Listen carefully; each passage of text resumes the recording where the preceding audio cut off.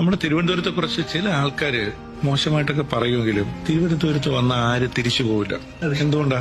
ഞാൻ തന്നെ കോട്ടയത്ത് നിന്ന് വന്ന് ഇവിടെ കയറി ഞങ്ങളെപ്പോലുള്ള കുറച്ചു പേരാണ് ഒറിജിനലി തിരുവനന്തപുരം എന്ന് പറയാൻ പറ്റുന്നത്. തിരുവനന്തപുരത്ത് വന്നാൽ ആരും തിരിച്ചു പോവാത്തത് മറ്റൊന്നും കൊണ്ടല്ല, നമ്മൾ ഈ നാടിന്റെ പ്രത്യേകത തന്നെയാണ്. ഓരോ ആൾക്കാർ തിരുവനന്തപുരത്ത് വരുന്നത് എങ്ങനെയാണെന്ന് അറിയാമോ? ഒന്ന് സെക്രട്ടേറിയറ്റിലൊരു ജോലി, യൂണിവേഴ്സിറ്റിയിലൊരു ജോലി, ഒരു സർക്കാർ ഉദ്യോഗമായിട്ട് ബന്ധപ്പെട്ട് വരും. വന്നിട്ട് പിന്നെ ഭർത്താവിനെ കൊണ്ടുവരും, ഇല്ലെങ്കിൽ ഭർത്താവ് ഒരു ജോലിയായിട്ട് വരും, മക്കളിവിടെ ജനിക്കും, മക്കൾ ഇവിടെ കോളേജിൽ പഠിപ്പിക്കും, ഇവിടെ അങ്ങ് പെർമനന്റ് ആവും. പിന്നെ അവര് കോഴിക്കോടോ കണ്ണൂരോ കോട്ടയം ആണെങ്കിലും അവരെ നാട് തിരുവനന്തപുരമായിട്ട് മാറും. നമ്മൾ അവരെ രണ്ട് കൈ നീട്ടി സ്വീകരിക്കും. പിന്നെ ഇനിയുള്ള ഡെവലപ്മെന്റ് നമ്മൾ ചിന്തിക്കാൻ പറ്റുന്നതായിരിക്കില്ല. തിരുവനന്തപുരം ഓരോ നിമിഷവും വളർന്നുകൊണ്ടിരിക്കുകയാണ്. ഞാൻ എപ്പോഴും പറയുന്നത് അതിന് ഏറ്റവും നിർണായകമായ പങ്ക് റിയൽ എസ്റ്റേറ്റുകാരാണ് വഹിച്ചിട്ടുള്ളത്. അക്ഷരം പ്രതി ശരിയായ കാര്യമാണ് പറഞ്ഞത്. ദിനം പ്രതി തിരുവനന്തപുരം വളർന്നുകൊണ്ടിരിക്കുകയാണ്. സത്യം പറഞ്ഞു കഴിഞ്ഞാൽ വൈകുന്നേരങ്ങളിൽ ഒരു 6 മണിയായി കഴിഞ്ഞ് കഴിഞ്ഞാൽ ബൈക്കും എടുത്തിട്ട് പിള്ളേരെയും കൊണ്ട് പുറത്തു പോകാൻ എനിക്ക് ഭയങ്കര ഇഷ്ടമാണ്.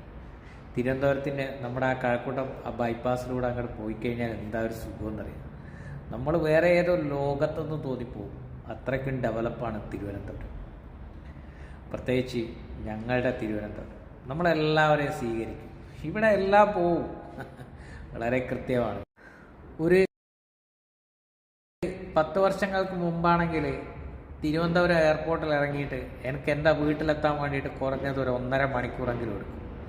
കാരണം റോഡ് കാര്യങ്ങളൊക്കെ അങ്ങനെയായിരുന്നു. പക്ഷേ ഇന്ന് ആ സ്ഥാനത്ത് കുറഞ്ഞത് 15 മിനിറ്റ് പോലും വേണ്ട എനിക്ക് എൻ്റെ വീട്ടിലെത്താൻ വേണ്ടിയിട്ട്.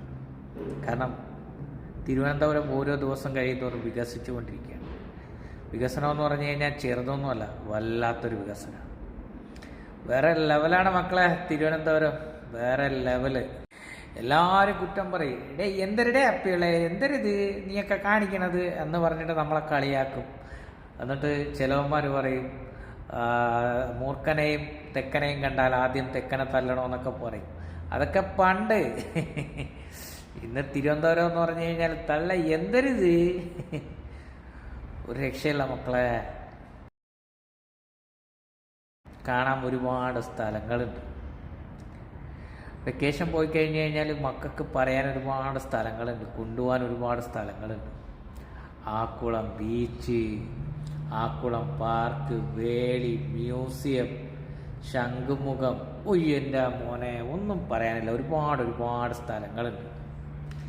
സത്യം പറഞ്ഞു കഴിഞ്ഞാൽ തിരുവനന്തപുരത്ത് ജനിച്ച നമ്മളൊക്കെ ഒന്നും പറയാനില്ല മക്കളെ. എൻ്റെ തിരുവനന്തപുരം, ഞങ്ങളുടെ തിരുവനന്തപുരം വേറെ ലെവല് തിരുവനന്തപുരം.